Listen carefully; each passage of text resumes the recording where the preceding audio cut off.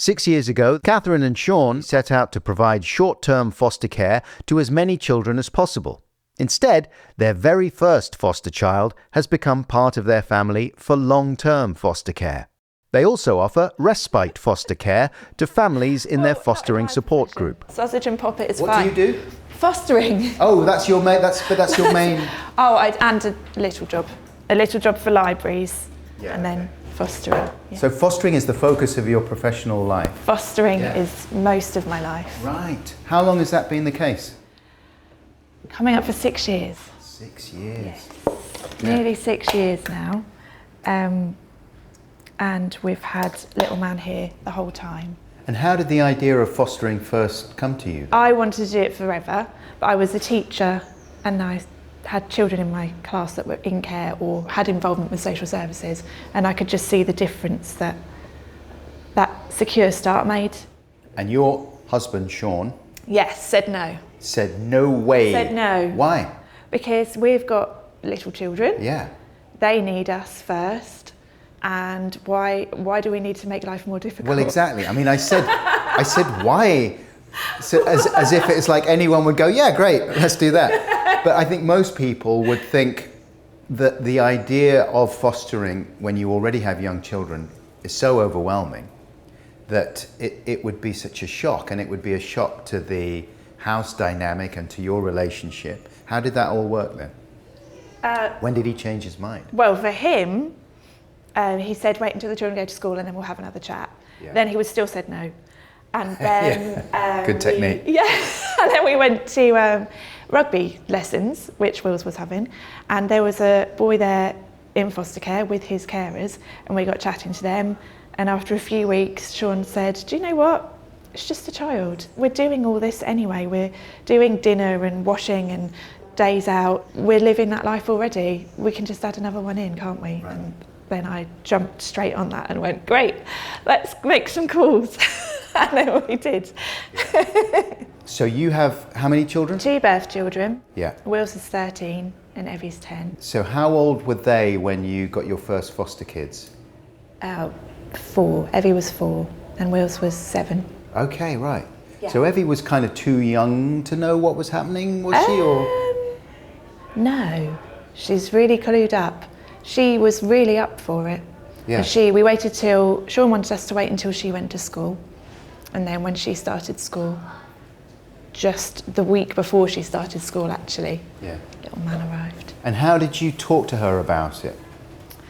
We said that there were children who needed another place to stay, who needed help, who didn't have families like hers, and we would like to provide a house for them, and she said that that was great. How does she get on with her brother? Brilliant. Right. They get on so well. Most of the time. He has been here for a long time now, so he is just another brother. Was it plain sailing thereafter, or have there been times when it does become difficult again and you do have to have another conversation? I mean, presumably, if things got too much after the placement ended, then you could pause, right? Yeah, you can always pause. You can always go hold the beds, or you can just leave if you want to. There's always an option. But there's so much support in place to keep that placement stable. And we have had to use a lot of support, and we still do use the support. What kind of thing do you mean? So there are teams in children's services that come in and support us. We've got teams from family hubs that come in and support us with things like moving on to new schools and big changes in life. We've had therapy sessions, but then also we've got more friends doing the same job. We can all look after each other's children. We've got someone else to listen and to talk to, who understands, who does the job as well, who knows that it is a little bit more than just parenting. I suspect Catherine is perhaps downplaying the work involved when she describes fostering as more than just parenting.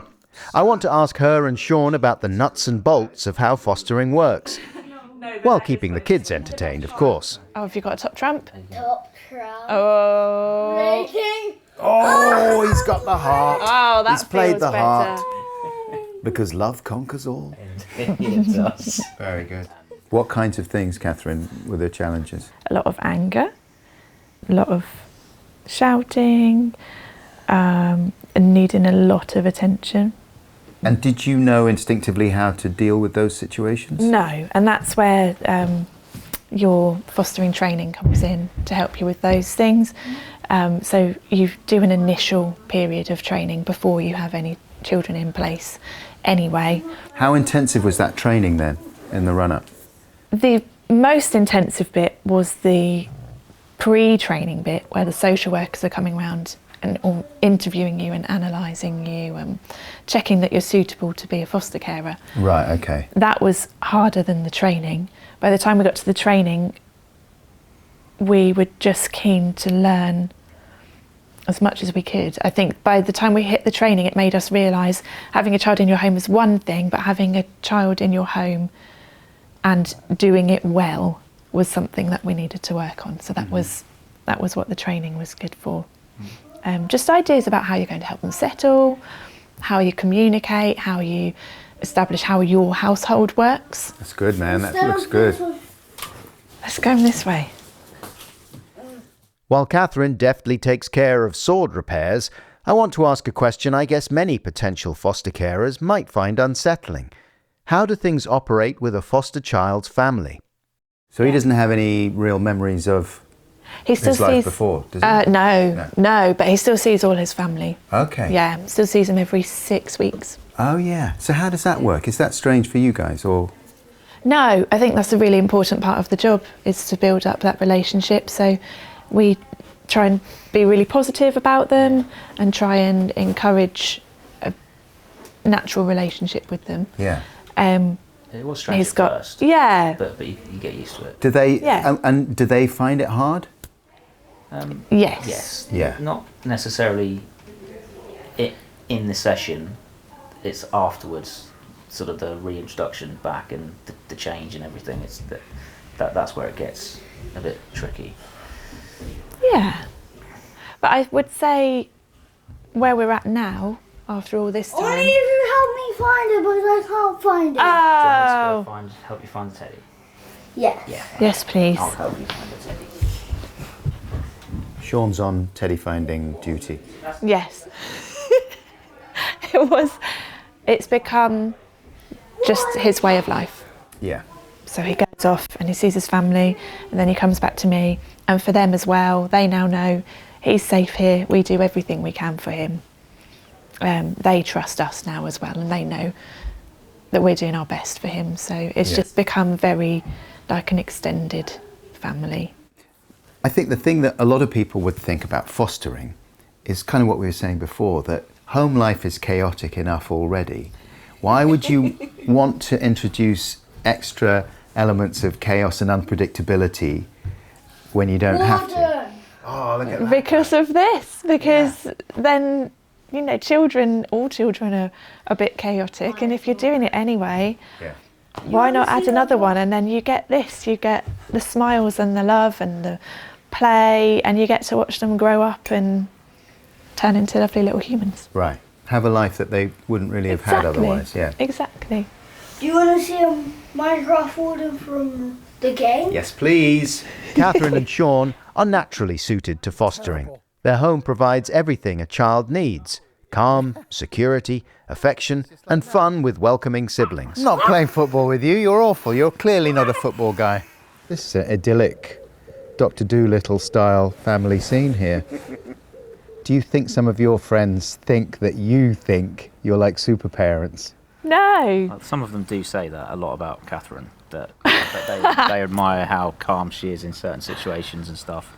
And I think that they do think that, a lot of them, actually, that like you're kind of like the pinnacle of. I mean, you must be house of pretty parent. good if you get approval from the council, right?